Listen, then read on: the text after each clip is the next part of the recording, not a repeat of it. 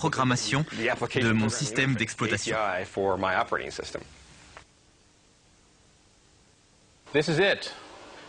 Le voilà, le système de Tim Paterson. À l'origine, il s'appelait QDOS. IBM et Microsoft l'ont rebaptisé PC-DOS. Mais quel que soit son nom extérieurement, il ressemble comme un frère à CP/M. J'ai les deux systèmes sur cet ordinateur et franchement, j'ai du mal à les distinguer. Les commandes sont les mêmes, les répertoires aussi. Une seule différence visible. Le lecteur de disquette s'appelle A sous PC-DOS et C sous CP/M. Pourtant, l'un va rapporter des milliards et l'autre va disparaître. Dans l'industrie micro, le jackpot va toujours à l'exploitant d'une invention et pas à l'inventeur. Dans ce cas, il n'ira ni à Gary Kildall, ni à Tim Paterson. Reste pour Microsoft à acquérir les droits de ce système d'exploitation. On est allé les trouver en disant « On veut acheter ces droits ». Comme toutes les petites entreprises, SCP avait besoin d'argent et a accepté de commencer à négocier. Finalement, on a conclu un accord. On a acheté tous les droits sur le système d'exploitation pour $50 000. L'affaire du siècle.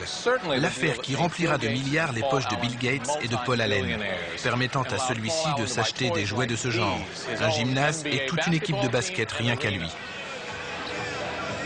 Microsoft a acheté un système d'exploitation pour $50 000 et l'a revendu sous licence dans le monde entier à près de $50 pièce. Le PC d'IBM est lancé en août 1981, un événement qui va bouleverser à jamais le marché des micros.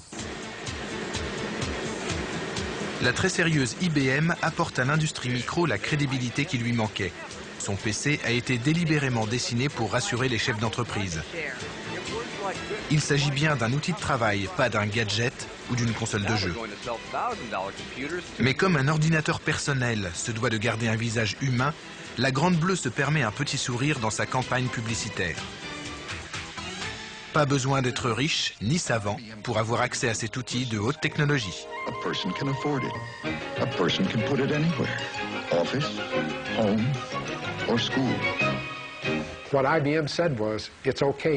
Dans son message, IBM apportait sa garantie de qualité au monde de l'entreprise et a fortiori au reste de la population.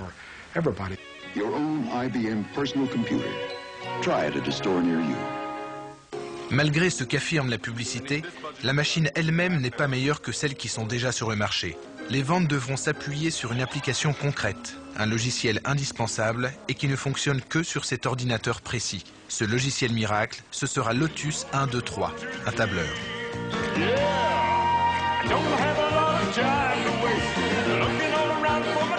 Lotus sera le premier éditeur de logiciels à gagner des millions.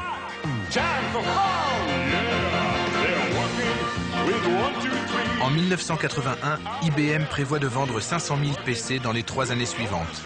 En fait, ils vont en vendre plus de 2 millions. Euphorique, c'est le mot.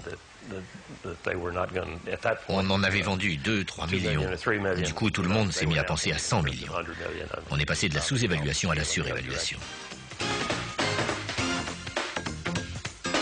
Tous les PC vendus par IBM fonctionnent sous DOS, le système d'exploitation de Microsoft. Au début, la société de Bill Gates ne gagne pas grand-chose à cause des termes de son accord avec IBM, mais elle mise sur l'avenir et son avance sur ses concurrents. Pour nous, le point fort du contrat avec IBM, c'était que nous conservions le droit de céder nos logiciels à d'autres constructeurs. L'histoire des ordinateurs grand système avait montré qu'avec le temps apparaissent sur le marché des machines compatibles, des clones. On avait reçu d'IBM une somme forfaitaire pour notre travail, environ $80 000, mais on ne touchait pas de droits ni pour DOS ni pour BASIC. On espérait que de nombreux constructeurs concurrents allaient fabriquer des machines compatibles. Quand une société détient 50% des parts d'un marché, comme c'était désormais le cas pour IBM, son produit devient la référence. Même s'il existe d'autres micros qui réalisent les mêmes tâches, les acheteurs veulent de l'IBM. Pour avoir une chance de percer, les concurrents doivent fabriquer des machines semblables.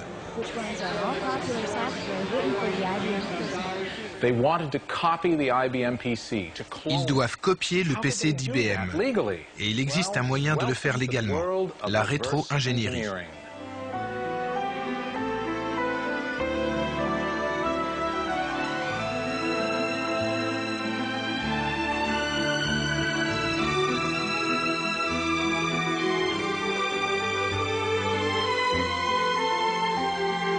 Voici le genre de paradis auquel peut vous mener la rétro-ingénierie si vous vous y prenez bien.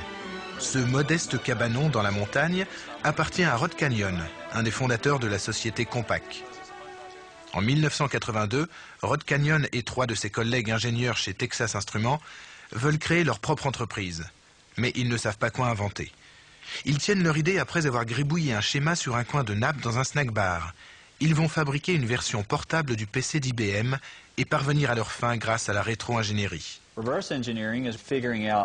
La rétro-ingénierie part du produit fini, le décortique et l'analyse pour comprendre comment il fonctionne, dans le but de créer un produit identique, ou du moins qui réalise le même travail.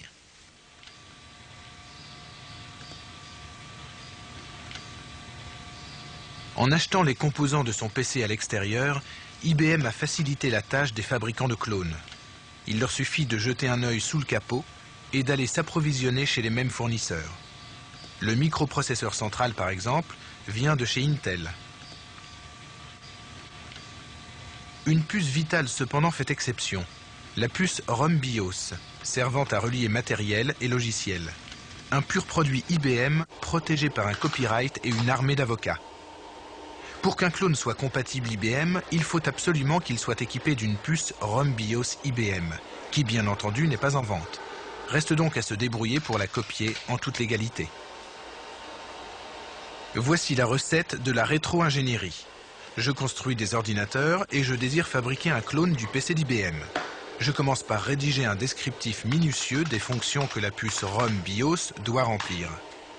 Je m'arrête là et j'appelle un homme de loi à la rescousse. Heureusement, Claude Stern, mon avocat, est spécialiste de la rétro-ingénierie. Il va m'expliquer la marche à suivre pour échapper à des poursuites judiciaires.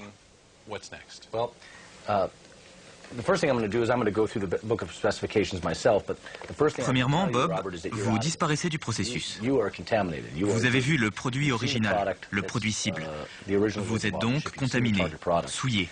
À partir de maintenant, nous allons travailler exclusivement avec des gens propres, ceux qu'on appelle des vierges.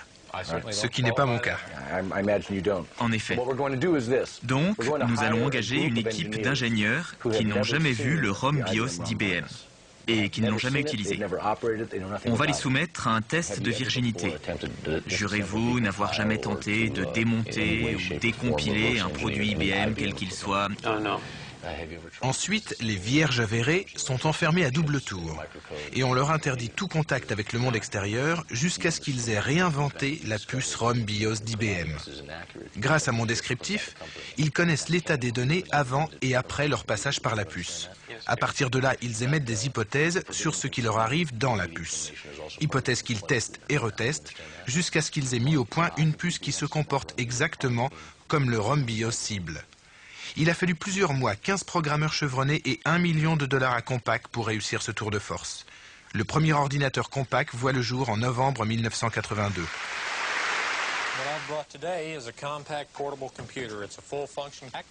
L'argumentaire de vente qui l'accompagne est limpide. Compatibilité à 100% avec IBM. Tous les logiciels écrits pour le PC d'IBM pourront tourner sur le portable de Compaq. That extends through all of the software for IBM. Yes. It all works on the Compaq. Which is a data diskette that the program requires. Compaq vend pour moins cher exactement les mêmes ordinateurs qu'IBM. Le succès ne se fait pas attendre. On a établi un record pour une première année de vente, 111 millions de dollars.